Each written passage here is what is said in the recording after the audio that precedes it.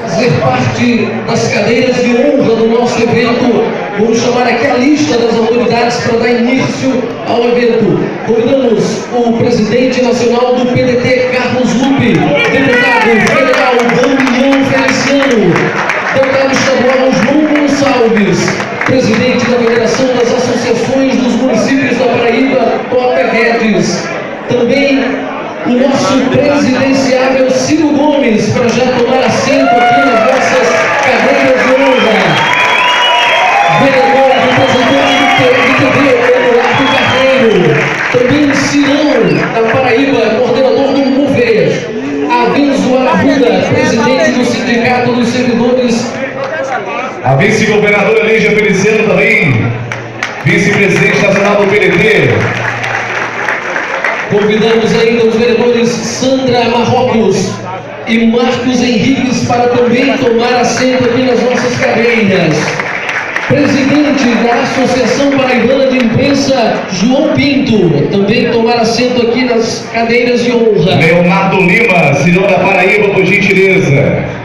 Também convidamos a Rogério Varela, presidente do Sindicato dos Aeroportuários do Brasil, também aqui presente, pode tomar assento aqui em uma de nossas cadeiras. Idolatrada, salve, salve, Brasil de amor eterno, seja símbolo, o lábaro que ostentas estrelado, e diga o verde louro desta flâmula, mas no futuro e glória no passado, mas se ergues da justiça a clava forte, verás que o filho teu não foge à luta. Quem teme, quem te adora, a morte, terra arrada. Entre outras mil, és no Brasil, ó pátria amada, dos filhos deste sol és mãe, gentil, pátria amada, Brasil.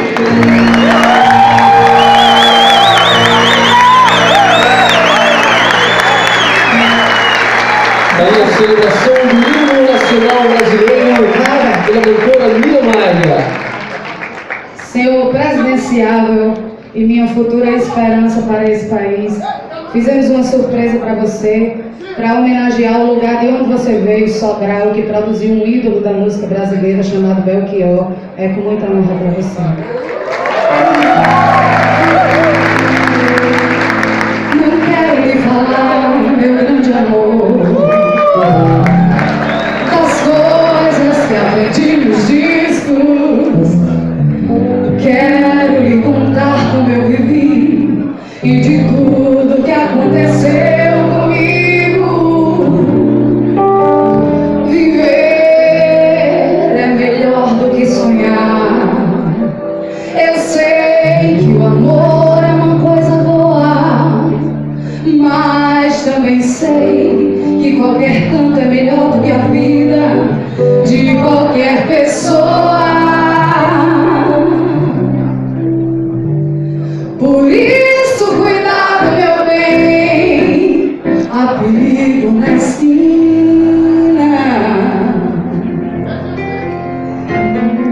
Eles venceram, o sinal está fechado para nós que somos jovens.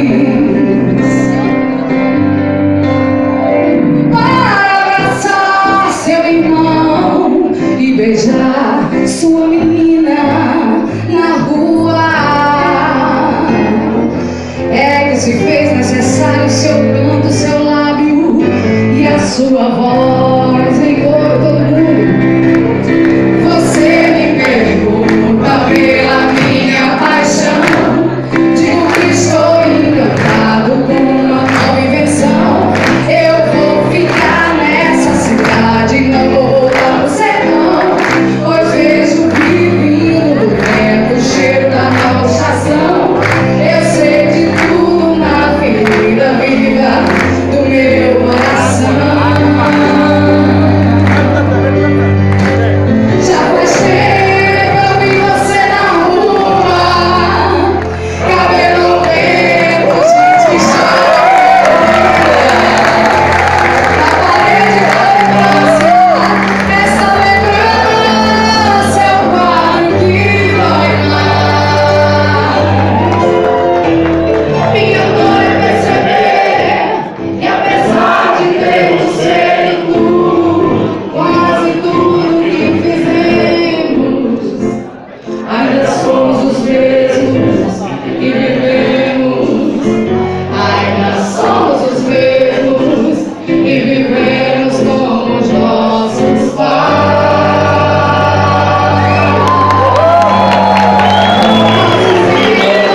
Ainda são os mesmos e as aparências não enganarão. Você diz que depois deles não apareceu, mas quem é? Agora você apareceu. Você pode até dizer que eu tô por fora, ou então que eu estou inventando, mas é você quem ama o passado e que não quer ver. É você quem ama o passado e que não quer ver que o ciclo agora é meu.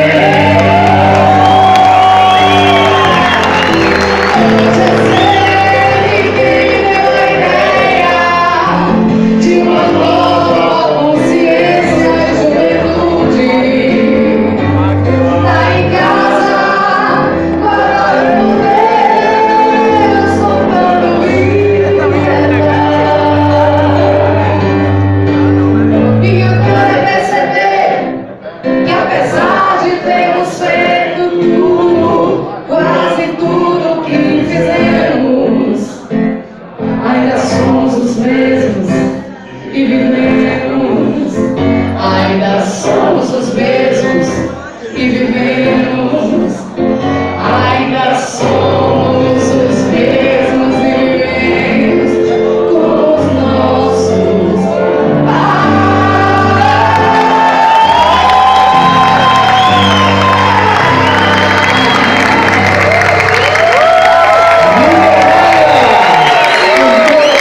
Muita hora de fala hoje, né? Agradecer antes de mais nada por todos os deveres de gratidão que eu tenho aos que me receberam, que organizaram, mas vocês não têm ideia do que é para um lutador como eu de longa data chegar no auditório numa segunda-feira e ver essa gente aqui toda. Vocês não estão vendo como eu, gente em pé de todo lado. Viva a Paraíba! Viva a Paraíba!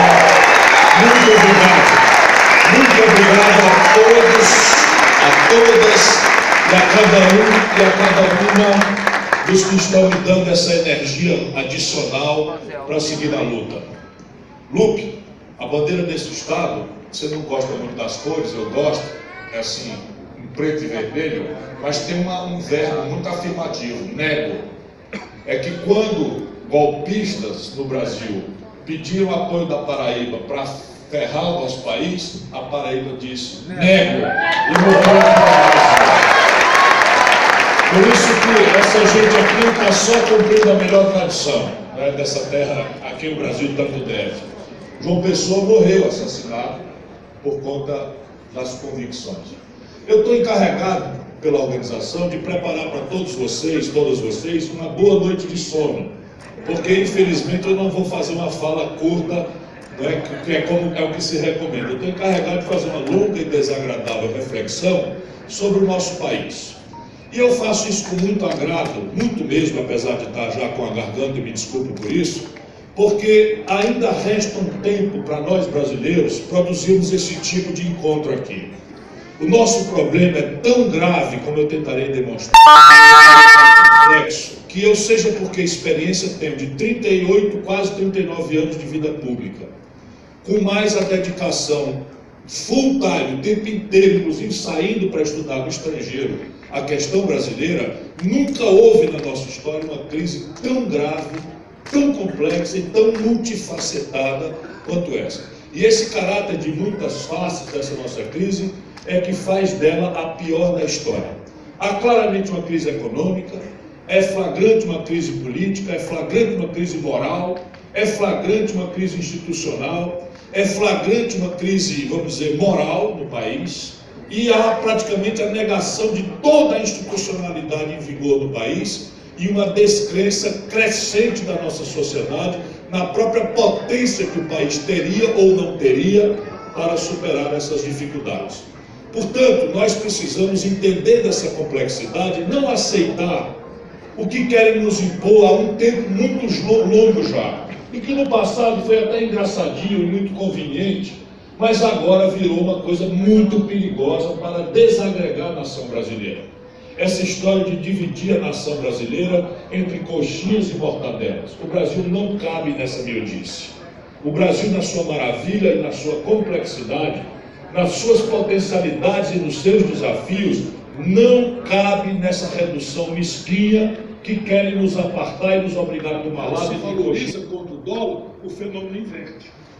Eu precisava de R$ 9,20 para comprar um dólar de trigo e de pão, e de passagem de ônibus e de remédio, e 8 anos depois eu preciso de R$ 1,75 apenas para comprar o mesmo dólar de pão e trigo. Ou seja, a minha capacidade de consumir multiplicou por 4 no governo Lula. E a população multiplica. Porém, eu somo as palmas sempre, porque eu estava lá, inclusive, ajudando. Foi uma passagem dramaticamente importante para a vida brasileira, mas repare bem, nós não tivemos a lembrança de que o que se tratava era um projeto nacional moribundo. Então nós explodimos o consumo, multiplicamos por 4 e praticamente não conseguimos fazer nada para desenhar a estratégia de produção do país. Resultado prático, aquela importação que já no Fernando Henrique quebrou o Brasil, explode. Então nós não produzimos, 50% do valor vem do estrangeiro, os remédios tudo vem do estrangeiro, 60% do valor. Podemos olhar a mesma coisa por outro ângulo.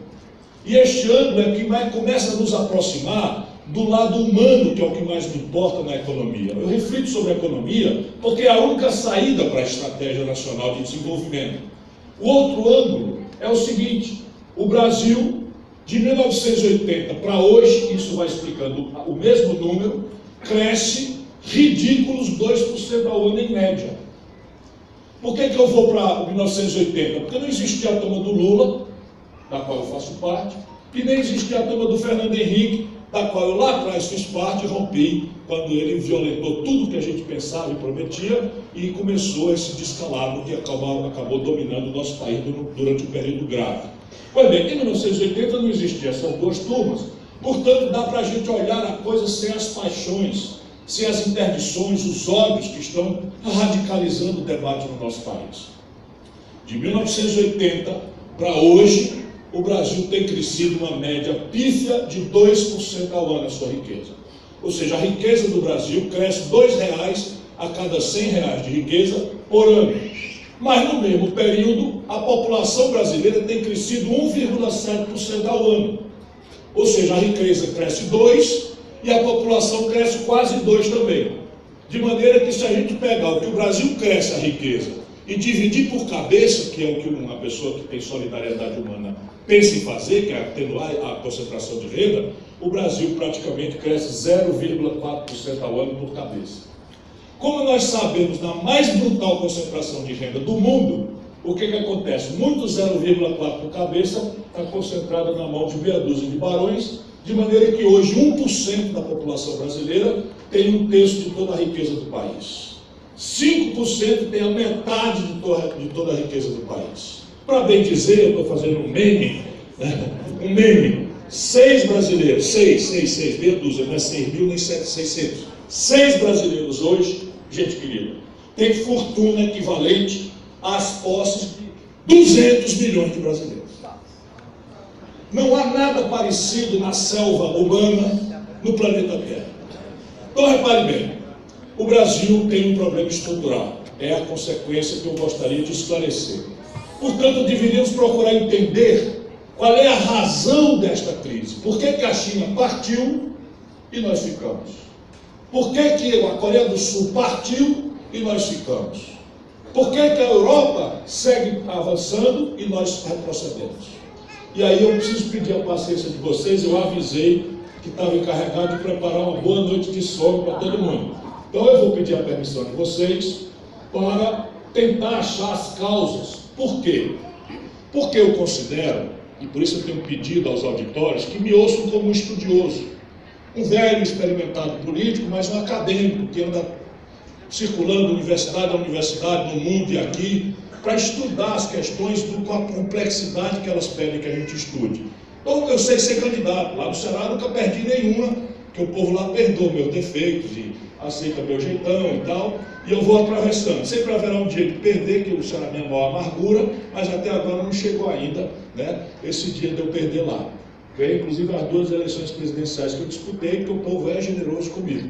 Mas repare, o Brasil só vai se entender se a gente tentar impor ao debate, por isso que eu digo que é importante, olhares diferentes, percepções diferentes, partidos diferentes, ideologias diferentes, e a gente forçar uma mão de baixo para cima, para que todo o debate nacional obedeça a um método.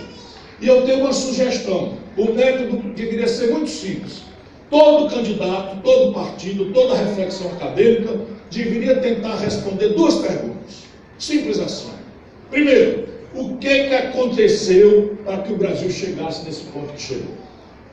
E qual é esse ponto que chegou, para além da televisão, da notícia infame, da roubalheira, do privilégio, das injustiças, etc, etc? É a decadência econômica, a decadência da infraestrutura. O que aconteceu com o Brasil? E a segunda pergunta é: como tirar o Brasil dessa crise? Como tirar o Brasil dessa encalacrada? Por quais caminhos o Brasil pode superar este momento terrível que nós estamos vivendo, por essa multifacetada crise? Se for assim, eu peço permissão a vocês para a gente tentar responder a primeira pergunta, um pouco mais de ênfase nela, porque aqui é como um médico. O médico tem um paciente com múltiplos sintomas, com vários sintomas desagradáveis, e esse médico vai dar uma olhada com a experiência dele, vai pedir exames complementares e vai tentar diagnosticar corretamente a coisa. Então essa etapa é a mais difícil, é a mais original, é a que falta debater no Brasil. Porque se o diagnóstico for correto, a terapêutica, ou seja, as soluções pulam, elas se evidenciam, assim, de forma muito clara, muito contundente, nos vacinando de preconceitos ideológicos, de estupidez, de redução de problemas à frase feita, a golpes de simplificação grosseira que infestaram o debate brasileiro, a ponto de hoje a gente sentir uma certa apologia da ignorância. Não sei se vocês concordam comigo, mas é um negócio muito esquisito com o nosso país. O cabra nunca administrou uma bodega das pequenas e resolve, com frase para cá, frase para lá, cada qual mais estúpida, se oferecer como primeira experiência governar o Brasil.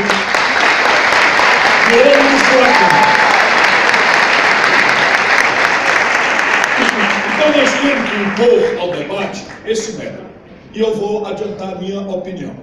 Repare bem, para entender o que está acontecendo com o Brasil, eu lhes convido ao fim da Segunda Guerra Mundial. E olhem como é extraordinário, porque também isso é anteontem. A Segunda Guerra Mundial acabou em 1945, ou seja, na metade do século XX. E isso para o jovem parece coisa muito longe no tempo, mas eu nasci em 1957 e ainda dou um caldo. Falando sério, não é mentira.